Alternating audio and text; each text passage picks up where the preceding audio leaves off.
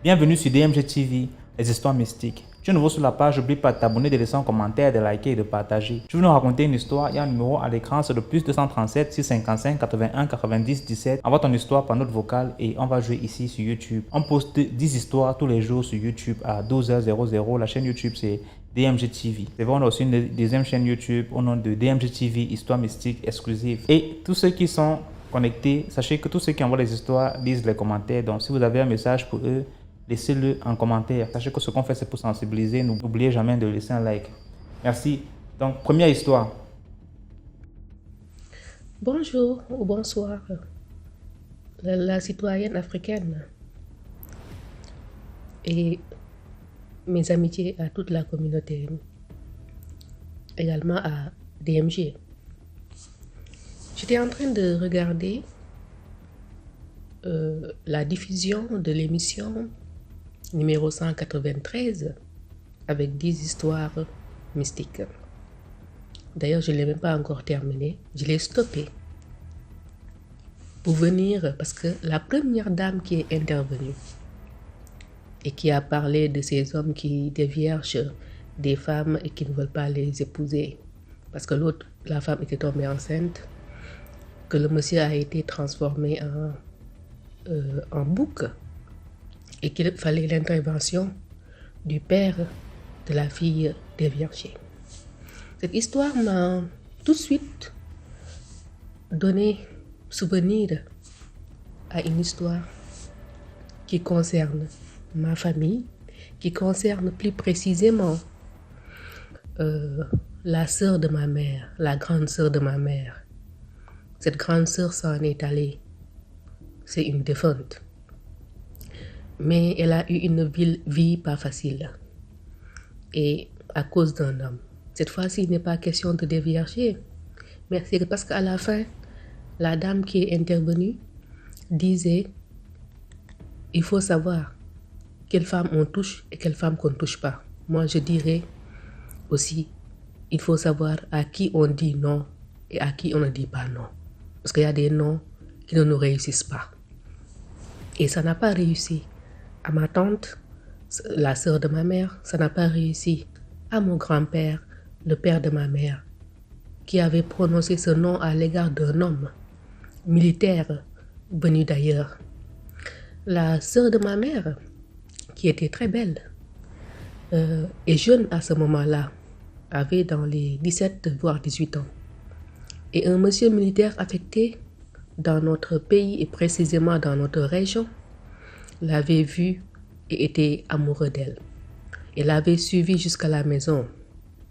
Et mon grand-père était un intellectuel qui voulait que ses filles apprennent aussi longtemps que possible. Et avait dit non à ce monsieur par rapport à la demande de la mère de sa fille. Et la fille avait dit non à ce monsieur par rapport à sa déclaration d'amour. Et le monsieur leur a dit mais je la laisserai finir ses études. Le grand-père lui a dit mais elle t'a dit qu'elle ne t'aimait pas aussi. Et dès lors, le monsieur a dit je m'en vais, mais vous me chercherez. Il est parti. Et depuis ce jour-là, la grande sœur de ma mère, à savoir ma tante, à qui ma mère a donné le nom de ma petite sœur d'ailleurs, a commencé à tomber malade. Elle avait des crises comme des crises d'épilepsie, mais ce n'était pas des crises d'épilepsie en soi. Parce que je précise que je viens d'une famille où il y a beaucoup de praticiens dans le temps. Mais nous, aujourd'hui, on n'a pas tellement suivi les choses qu'au moment du problème, on n'a pas su les gérer. Mais si on avait perpétué la tradition, ce monsieur n'aurait pas fait ce qu'il a fait. Mais bon, hélas. La tante commence à tomber malade, à avoir des crises. Et sa beauté était toujours là, mais elle ne semblait plus avoir toute sa tête. Partout où on allait, on disait que c'est cet étranger qui voulait d'elle, qui lui a jeté un sort. Parce qu'on avait dit non à son amour, on avait dit non à sa demande en mariage. Et dès lors, ma tante a vécu toute sa vie jusqu'à ce que ma maman se marie, jusqu'à ce que ma maman tombe enceinte de ma petite sœur. C'est à cette année-là, alors que ma petite sœur n'était pas encore née, qu'elle est décédée, après avoir eu une vie très difficile. Donc, ma mère a décidé de lui donner le prénom à ma sœur pour honorer sa mémoire. Par contre, cette dame, elle-même, on lui avait fait du mal, mais je ne sais pas ce qu'est devenu le monsieur. Mais je me demande si ce monsieur est en paix. Parce que ma tante aussi avait des choses en elle. Hein. C'était pas une femme, disons, simple comme ça. C'était pas une âme sans gardien. Dès lors, au moment où elle sentait qu'elle allait mourir, elle avait dit à ma mère ce jour-là, parce qu'on lui avait dit de venir dîner, elle a dit qu'elle ne pouvait pas dîner. Pourquoi on demande à une personne qui est en voie de mourir de venir dîner? Sa mère lui a dit, mais pourquoi tu dis ces genres de choses? Mais on le prenait comme étant des paroles de folle, quoi. Comme ce que le monsieur lui avait fait, lui avait un peu pris la tête. Et elle est partie dire dans tout le quartier au revoir à tout le monde.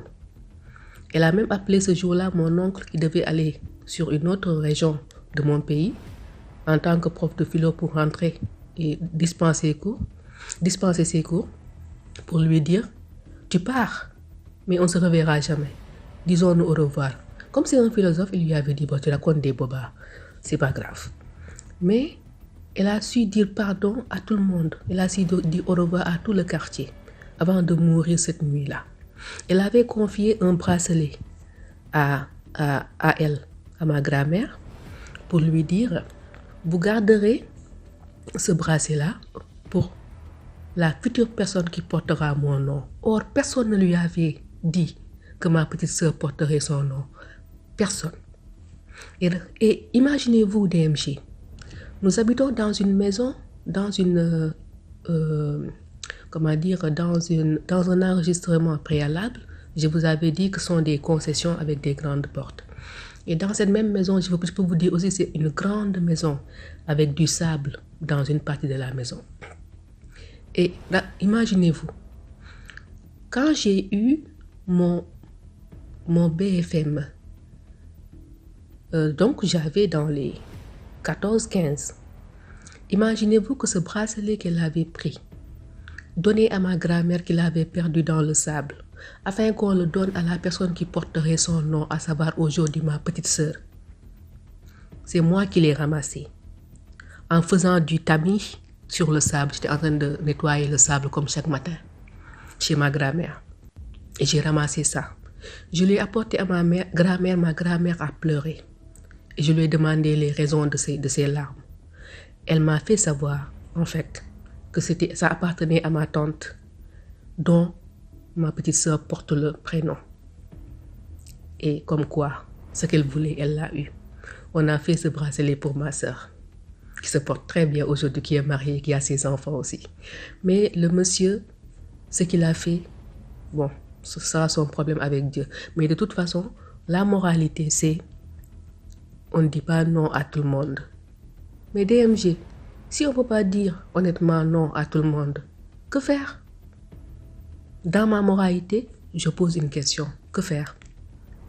S'il y a des gens qui ne sont pas prêts à entendre un non, et au nom de ce non, sont prêts à tuer ou à faire du mal à une personne qui ne leur a rien fait que décliner leur amour. Où va ce monde? Hélas, histoire mystique a-t-on dit? Voilà, ce monde et ses mystères. Que Dieu nous garde. Merci beaucoup pour l'histoire. Là, on va passer à la